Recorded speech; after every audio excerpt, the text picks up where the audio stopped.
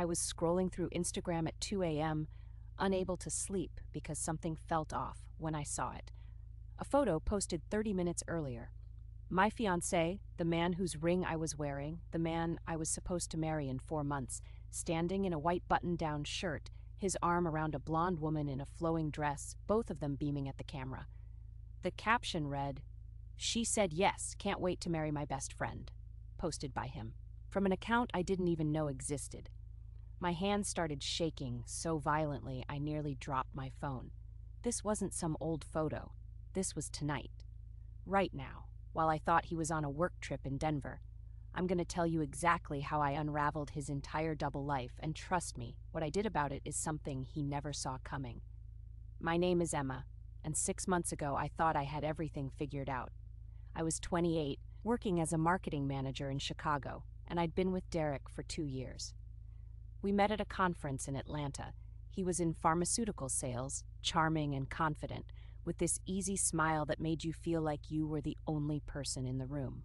We did long distance for the first few months since he was based in Phoenix, but he traveled constantly for work, so we saw each other nearly every other weekend.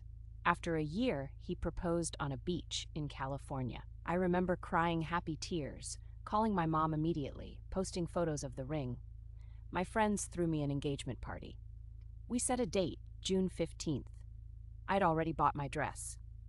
Derek told me he was planning to relocate to Chicago permanently by March, right before the wedding. He'd been applying for positions, talking to recruiters. In the meantime, he kept his apartment in Phoenix, but stayed with me whenever he was in town for work, which was 3 or 4 nights a week. The other nights he said he was traveling: Vegas, Denver, San Diego, Dallas. Pharmaceutical sales meant constant territory coverage, constant client dinners, constant conferences. I never questioned it. Why would I? He FaceTimed me every night he wasn't with me. He texted me constantly. He called my parents on their anniversary. He helped me pick out paint colors for my apartment. He was planning our honeymoon. Everything felt real because it was real to me. But looking back now, there were signs I explained away. He never wanted me to visit Phoenix. When I suggested flying out to see his apartment, maybe meeting his coworkers, he'd get weird about it. "It's such a boring city," he'd say. "I'm barely there anyway. Let's spend our time somewhere fun instead." So we'd meet in Nashville, or he'd come to Chicago, or we'd take weekend trips to Michigan. His social media was minimal. He said he hated posting personal stuff online, that it felt performative. I thought it was refreshing. A guy who wasn't glued to Instagram, who wanted to keep our relationship private and special. He never let me answer his phone. If it rang while we were together, he'd glance at it and either ignore it or step into another room. "Work stuff," he'd say. "These clients are relentless." And then there was that time my friend Jess said she thought she'd seen someone who looked exactly like Derek at a restaurant in Scottsdale with another woman. I showed him her text, laughing about it. He laughed too. "Must be my doppelganger," he said. "I was in Houston that day, remember? I sent you that photo of my hotel." He had. I'd saved it. I trusted him completely. I wore his ring. I was addressing wedding invitations. But that wasn't even the worst part. That night, staring at that Instagram photo, I didn't confront him immediately. I couldn't breathe, let alone form words. Instead, I did what any person in complete shock would do. I started digging. I clicked on the woman's profile. Her name was Lauren. She was a teacher in Scottsdale, blonde, pretty, smiling in every photo. And there were dozens of photos of her and Derek. Derek at her family's Thanksgiving. Derek holding her dog. Derek kissing her forehead on New Year's Eve. The same night he told me he was at a work event and sent me a selfie from what he said was a hotel bar. I scrolled back months. A year. The timeline made my stomach turn. She'd posted about their first anniversary last November. That was a month after he'd proposed to me. I clicked on every tagged photo, every comment. Her friends congratulated them. Her mom commented with heart emojis. Someone wrote, "Finally, you two are perfect together." The photo was geotagged, Scottsdale, Arizona, posted 27 minutes ago. I opened my laptop and searched his name with Phoenix and Scottsdale. I found a different Facebook account, one he'd never mentioned. The profile picture was him and Lauren at a hiking trail. The relationship status said engaged to Lauren Whitfield. There were photos of them at Diamondbacks games, at weekend brunches, at someone's backyard barbecue. I sat on my bathroom floor and threw up. Then I cried so hard I thought I'd crack a rib. I called my best friend at 3 a.m. and sobbed incoherently until she drove over in her pajamas and held me while I shook. The next morning I was hollow, empty. I'd loved this man. I'd planned a life with him, and none of it had been real. But then something shifted. I stopped crying and I got angry. The kind of anger that turns cold and sharp and focused. And what I did next, most people told me I'd gone too far. I didn't call Derek. I didn't text him. Instead, I called Lauren. I found her number through a mutual Facebook friend request I sent from a fake account, claiming I'd met her at a teacher workshop. She accepted and messaged me her info. I called her at 10 a.m. Phoenix time. "Hi, is this Lauren?" I asked, my voice steady. "Yes." "Who's this?" "My name is Emma. I'm calling because I think we need to talk about Derek." There was a long pause. Then, "I'm sorry, who?" "Derek Lawson, your fiancé, who's also my fiancé." I heard her breath catch. "What are you talking about?" I told her everything. The timeline, the proposal, the wedding date.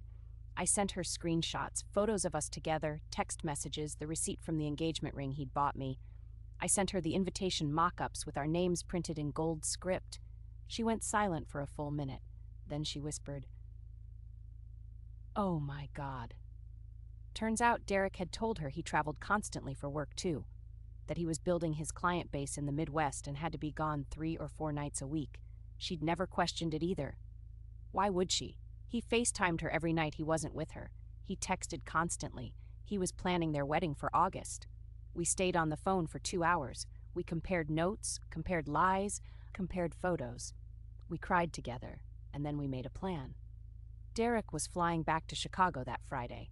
He had no idea I knew anything. I told him I'd pick him up from the airport like I always did. Lauren told him she'd see him Monday when he got back to Phoenix. When he landed, I was waiting at baggage claim with a smile. He kissed me, grabbed his suitcase, and we walked to my car. He talked about his meeting, about how tired he was, about what he wanted for dinner. We drove to a coffee shop near my apartment. "I need to talk to you about something," I said. "About the wedding." He looked concerned. "Everything okay?" "Actually, I wanted to introduce you to someone." Lauren walked through the door. I will never forget the look on his face.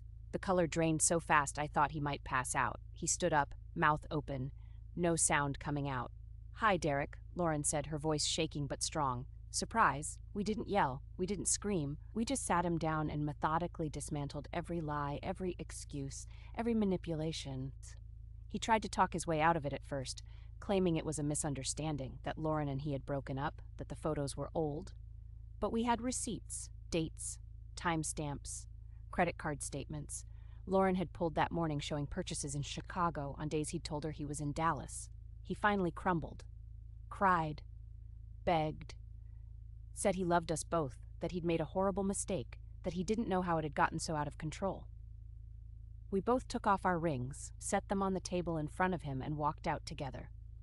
Lauren and I filed police reports. What he did wasn't technically illegal, but we wanted it documented. We contacted his employer, who launched an internal investigation and discovered he'd been falsifying expense reports for years, claiming personal trips as business travel. He was fired within a week. We canceled our weddings. I lost my deposit on the venue, but honestly, worth every penny. And here's the part that still makes me smile. Lauren and I became friends. Real friends.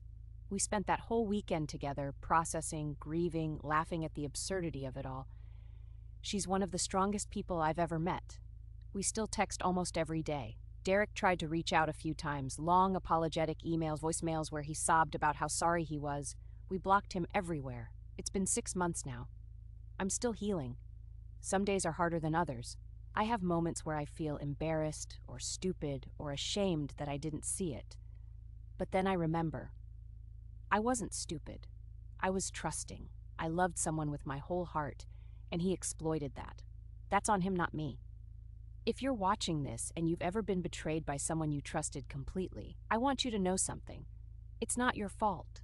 You're not naive for believing someone who said they loved you.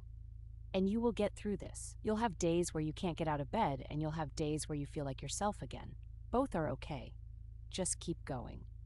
And if your gut is telling you something's off, listen to it.